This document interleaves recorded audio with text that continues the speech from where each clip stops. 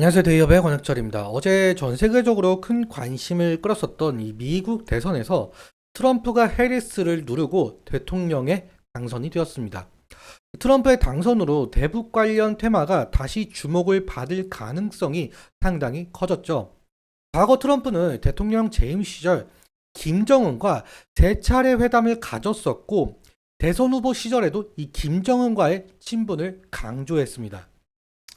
현재 러시아 우크라이나 전쟁으로 인해 복잡해진 국제 정세 속에서 이 트럼프가 북한과 화해 모드를 조성할지 기대가 모아지고 있는 상황인데요.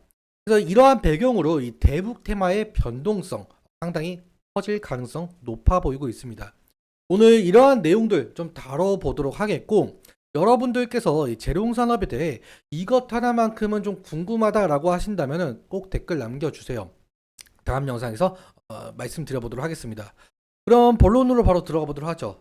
자, 먼저 아시다시피 어제 미국 대선 이 트럼프가 승리하면서 이 미국 대통령에 당선이 되었습니다.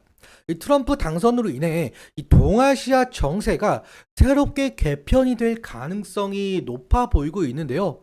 아시다시피 트럼프는 과거 재임 시절 대중국 강경 정책을 펼쳤었죠. 무역 전쟁 그리고 기술 제재 등 경제적 그리고 외교적 압박을 가했었습니다. 재집권 후에도 이 중국에 대한 압박을 강화할 가능성 상당히 큰데요. 실제 후보 시절에도 이 중국과 무역 전쟁을 다시금 재개하겠다는 입장을 밝힌 바가 있었죠. 흥미로운 점은 이 중국의 패권 확장을 견제하기 위해서는 이 북한과의 관계가 상당히 중요해졌다라는 것입니다. 이 북한과 중국은 오랜 이 경제적, 이 정치적 관계를 꾸준히 유지해 왔었지만, 최근에는 북한이 러시아와 좀 밀접한 관계를 유지하면서 중국과 좀 다소 마찰이 있는 상황이죠.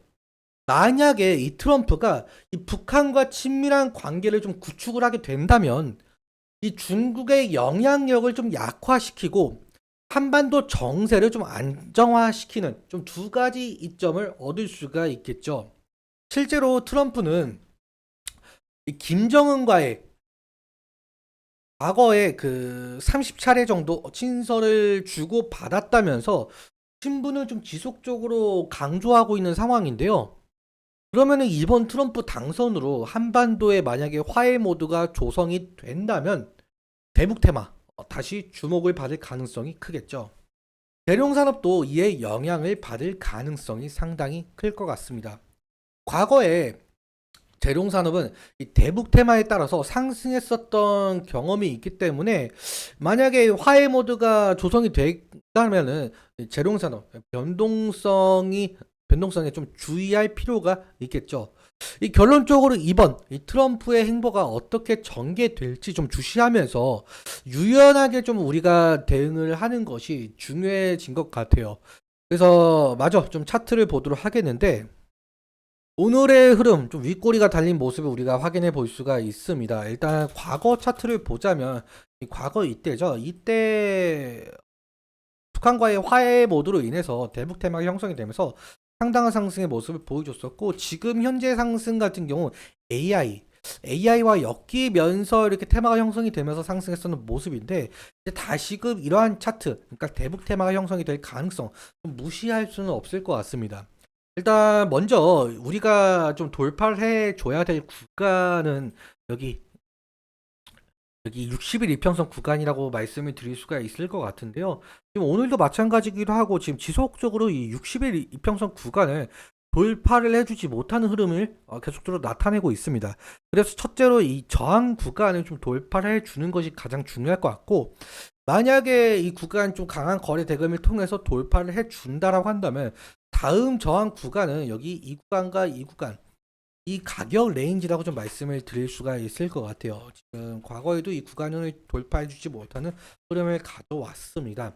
그래서 이 1차적인 저항대와 2차적인 저항대 모두 돌파를 해주게 된다면은 7월 11일 신고가 부근을 다시 한번 좀 터치를 해주지 않을까라는 조심스러운 추측 한번 해볼 수가 있을 것 같고요. 그럼 만약에 이 구간대를 돌파를 해주지 못하고 돌파 맞고 이렇게 떨어지게 된다라고 한다면은 그 지지 라인도 우리가 살펴봐야 되는 부분이 있겠죠. 지지 라인 같은 경우는 이 구간이 될 가능성이 높을 것 같아요. 지금 지속적으로 이 구간대에서 좀 지지가 나오는 모습을 우리가 확인해 볼 수가 있어요. 그래서 이 구간 지지가 일어난지 살펴봐야 될 것 같고, 만약에 이 구간을 이탈하게 된다면은 리스크적인 관리는 좀 필요할 수 있을 것 같다라는 말씀 드릴 수가 있을 것 같습니다.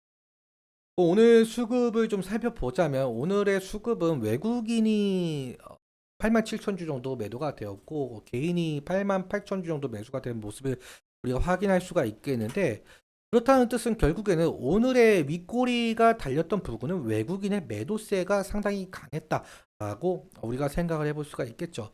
그래서 외국인이 매수세로 다시 전환이 된다면은 재롱산업가 좀 긍정적으로 우리가 바라볼 수가 있을 것 같다, 이렇게 말씀을 드릴 수가 있을 것 같습니다.